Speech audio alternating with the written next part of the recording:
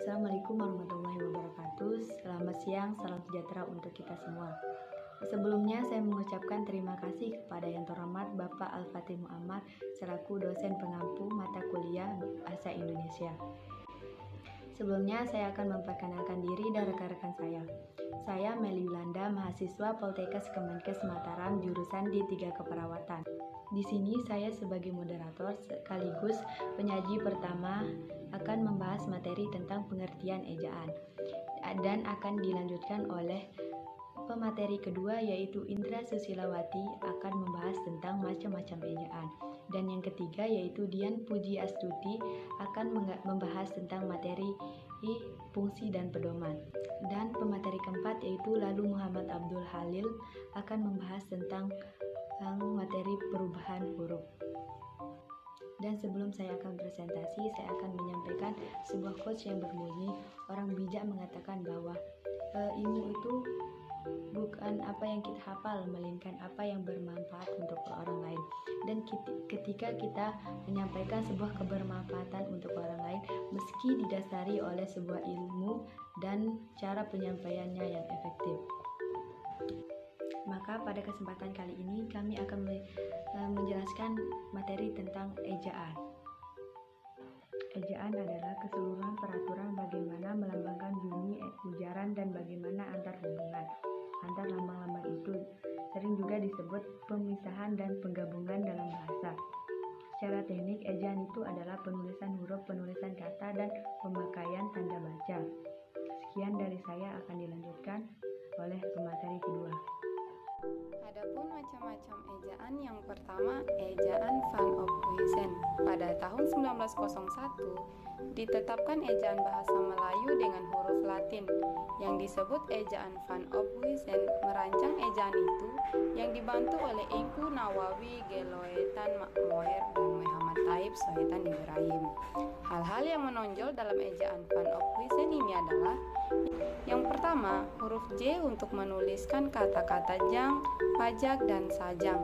Nah, yang kedua, huruf OE untuk menuliskan kata-kata goeroe, itoe, dan oemoer. Nah, yang terakhir, huruf diakritik seperti koma ain dan trema. Unta kata, makmoer, akal, ta, pa, dan dinamai. Selanjutnya ejaan Soewandi. Pada tanggal 19 Maret 1947, ejaan diresmikan untuk menggantikan ejaan Van Ophuijsen. Ejaan baru itu oleh masyarakat diberi julukan ejaan Republik. Hal-hal yang perlu diketahui sehubungan dengan pergantian ejaan tersebut adalah yaitu: 1. Huruf OE diganti dengan huruf U seperti itu, umur, dan lain sebagainya. Bunyi hamzah dan bunyi sentah ditulis dengan K, seperti pada kata-kata tak, pak, dan rakyat. Kata ulang boleh ditulis dengan angka 2. Yang terakhir, awalan di dan kata depan kedua-duanya ditulis serangkai dengan kata yang mengikutinya, seperti kata depan di pada, di rumah, di kebun, dengan imbuhan di pada ditulis di karang. Nah, selanjutnya ejaan Melindo. Pada tahun 1959, Sidang Keputusan Indonesia dan Melayu atau Slamet Mulyana Syekh Nasir bin Ismail Ketua menghasilkan konsep ejaan bersama yang kemudian dikenal dengan nama ejaan Melindo atau Melayu Indonesia. Perkembangan politik selama tahun-tahun berikutnya mengurungkan peresmian ejaan itu. Selanjutnya, ejaan bahasa Indonesia yang disempurnakan. Pada tanggal 16 Agustus 1972, Presiden Republik Indonesia meresmikan pemakaian ejaan bahasa Indonesia. Peresmian Pendidikan dan Kebudayaan menyebarkan buku kecil yang berjudul Pedoman Ejaan Bahasa Indonesia yang Disempurnakan sebagai patokan pemakaian ejaan itu. Karena penuntun itu perlu dilengkapi, Panitia Pengembangan Bahasa Indonesia Departemen Pendidikan dan Kebudayaan yang dibentuk oleh Menteri Pendidikan dan Kebudayaan dengan surat putusannya tanggal 12 Oktober 1972 nomor 156/1972. Amran Halim Ketua menyusun buku pedoman umum ejaan bahasa Indonesia yang disempurnakan yang berupa pemaparan kaidah ejaan yang lebih luas. Ejaan bahasa Indonesia dalam kurung PUEBI. PUEBI ini menyempurnakan EYD.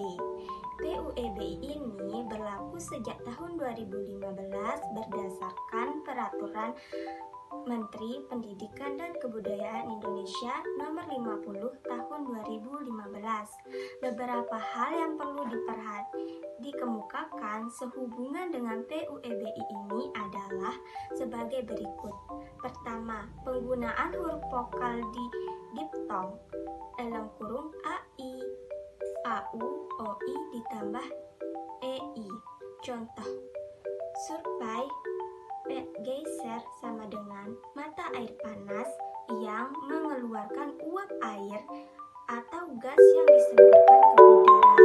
Dua, penulisan huruf kapital untuk unsur julukan dalam kurung Jenderal Kancil, Jenderal Kardus, Dewa Perang, Raja Dangdut.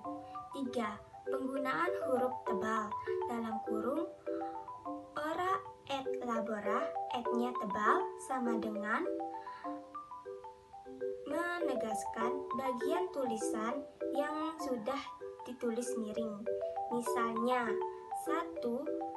Latar belakang dan masalah menjadi 1.1 latar belakang, 1.2 masalah sama dengan menegaskan bagian keterangan. Fungsi ejaan ada 4 macam. Pertama, landasan pembakuan tata bahasa. Kedua, landasan pembakuan kosakata dan istilah. Ketiga, penyaringan masuknya unsur bahasa lain ke bahasa Indonesia. Keempat, membantu pemahaman pembaca dalam mencerna informasi. Setelah itu, Menteri Pendidikan dan Kebudayaan dengan surat putusannya nomor 0196/1975 memberlakukan pedoman umum ejaan bahasa Indonesia yang disempurnakan dan pedoman umum pembentukan istilah. Pada tahun 1987, kedua pedoman tersebut direvisi. Edisi revisi dikuatkan dengan surat putusan Menteri Pendidikan dan Kebudayaan nomor 0543 atas nama Undang-Undang 1987, tanggal 9 September 1987. Beberapa hal yang perlu dikemukakan sehubungan dengan ejaan bahasa Indonesia yang disempurnakan adalah sebagai berikut. 1. Perubahan huruf. Perubahan huruf dari ejaan Swaiwandi menjadi ejaan yang disempurnakan. Contoh ejaan Swaiwandi: DJ, dejalan, dejauh. Kemudian J, pajung, laju, dan seterusnya. Adapun ejaan yang disempurnakan, contohnya J, jalan, jauh. Kemudian Y, payung, layu, dan seterusnya. Yang kedua, huruf-huruf di bawah ini yang sebelumnya sudah terdapat dalam ejaan Swaiwandi sebagai unsur pinjaman abjad asing diresmikan pemakaiannya. Contohnya 1. F, maaf, fakir. Yang kedua, V, valuta, universitas. Yang ketiga, Z, lezat, zeni, atau tentara yang mengurus senjata dan perlengkapannya. Yang ketiga, huruf-huruf Q dan X yang lazim digunakan dalam ilmu eksakta tetap dipakai. Contohnya 1. A berbanding B sama dengan P berbanding Q. Yang kedua, sinar X. Yang keempat, penulisan di atau ke sebagai awalan dan di atau ke sebagai kata depan dibedakan, yaitu di atau ke sebagai awalan ditulis serangkai dengan kata yang mengikutinya, sedangkan di atau ke sebagai kata depan ditulis terpisah dengan kata yang mengikutinya. Contoh awalan di: ditulis, dibakar, dan seterusnya. Sedangkan di kata depan: di kampus, di rumah, di sini, dan seterusnya. Kemudian yang terakhir, yang kelima, kata ulang ditulis penuh dengan huruf. Tidak boleh digunakan angka 2. Contohnya, yang pertama, anak-anak. Yang kedua, berjalan-jalan. Yang ketiga, meloncat-loncat. Sekian. Kesimpulan dari pemaparan materi tersebut dapat disimpulkan bahwa ejaan adalah penggambaran atau aturan tentang cara menulis bunyi bahasa dengan huruf, kata, dan tanda baca sebagai sarana. Perkembangan ejaan di Indonesia telah mengalami pergantian, mulai dari ejaan Van Ophuisgen, ejaan Suwandi, ejaan yang disempurnakan, dan ejaan bahasa Indonesia. Sekian dari kelompok kami. Assalamualaikum warahmatullahi wabarakatuh.